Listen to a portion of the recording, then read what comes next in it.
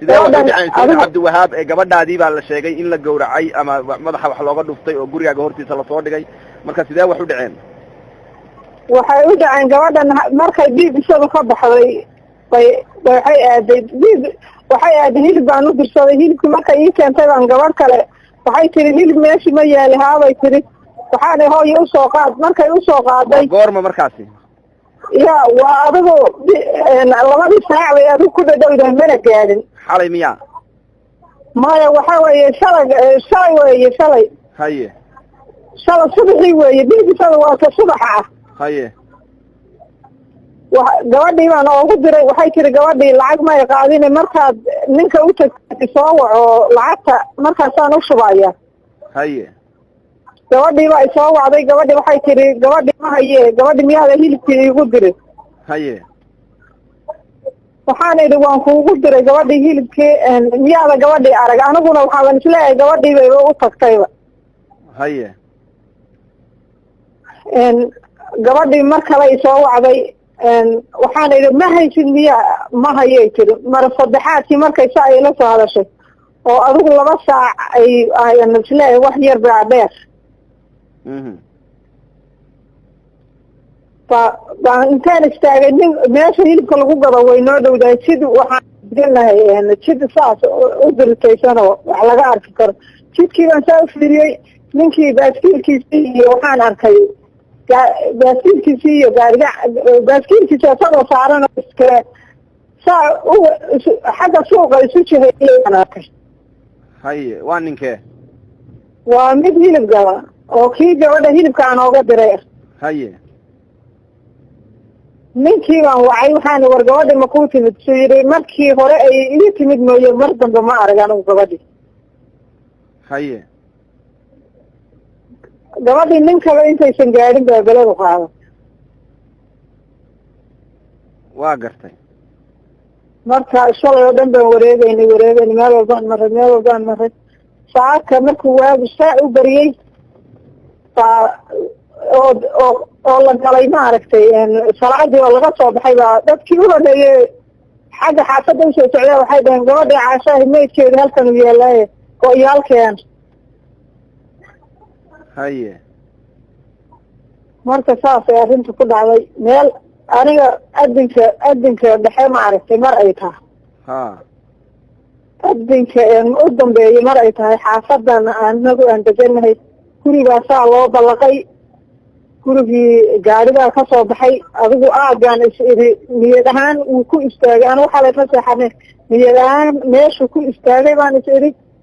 haddana xus buu yidhi aniga niyadayda mana seexane waxaan is idhi gurigan gaariga xilligaa ka soo baxay salaad lama geline maxay tahay haye intaasna way jirtaa oo anigu tuhunkaasna waan gabadhaadi intee sano jir ahayd hooyo gabadhay 13 jir aan weliba u dhamaanay bilo oga dhaman yihiin ba meesha iyo xaafadda ay wax ka dhaceenna waa halkee gaalkacyo ka xagee weeye gaalkacyo waxaa weeye xerasiinay ahee la burburiyey baan xagga bariga ka nahay oo xagga jidka aeroboortka ka saaran oo xagga bariga gabadha maydkeeda haddaad aragteen sidee wax u qabtay oo xagee wax laga gaarsiiyey gabadha anigu horta marka saa loo soo dhigay maana fiirinin markii la geeyey ma fiirinin laakiin gabadha waxaa layihi madaxaa laga dilay ilkihii waa laga daadiyey meel walba oo qaarka sare ah eber bay ka ahayd mida kale way isu gooyeen oo gabadha dad badan baa isu dabamaray niman badan baa isu dabamarayo kufsina way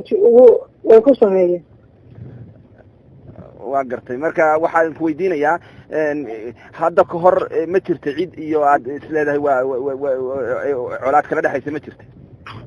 maya anigu weligay xaafadan cid kalama diridin ayadu sidoo kale ahayd waa qadar rabi ma jirto wax aana oo dabagal oo xagga dagaalka iyo derisnimada ma jirto waayahay hooyo dawladda iyo haddaad la xiriirteen oo gabadhii maydkeedii hadda la helay marka maxaa dawladda war idin siisay wax baaritaana ma socdaan haa wiil baa wuxuu igu yidhi baaritaan baa socday wiil baa kula soo hadlaa iyo wiilkaa la hadal buu igu yidhi baaritaan waan wadnaa saasuu igu yidhi wiilka laakiin anigu waxa warbixina kaama siin karo. carruur intee kuu joogtay? ya carruur adi intee kuu joogtay? carruur waxaa 7 hadda joogta. waayahay hadda gabadhii ma la aasay mise weli baaritaan bay ku jirtaa? gabadhii lama aasin baa la frinjiyeer baa la gelinayaa, in la geliyey in la gelinayo ma aqaana, frinjiyeer baa la gelinayaa baa layidhi. meesha subaxdii laga helay ma gurigaaga hortiisa mise waa xaafad kale? may waa guriga waxaa weeye jid baana dhex mara annagii xaafad kale, guriga nagu soo jeedo oon waxba noo jirin, guriga labaad ee ku dhegan iyo gurigaasna saa noogu soo jeeda dhexdooda oo kan kale xaggiisa xigaa laga helay oo saa loo soo dhigay. isagoo waxaa la yidhi bacbaa xataa ku jirta, anigu marnaba ma fiirinino, bacbaa hoosta kaga jirtay, hadda intay fuurtay oo meel walba laga dilay baa ma fiirin anigu, laakiin halkaasaa laga helay. xaafadana saa dadkii ka yimid dugsiga iyo salaadaba iyo ciyaalkii dugsiga u socday baa caashaa maydaha taalla, saadaan oogu dirnay de dadkii waa la qaaday, ma fiirin anigu. laakiin waxbarashada heerkee ka gaartay? waxbarashada galaaska waxay maraysay 6 bay ahayd, iskoolka qur-aankana adigu 18 jis meelaha 19 bay ya huud bay maraysay huud. waayahay hooyo oo allah samir iyo iimaanha kaa siiyo gabadha. amiin.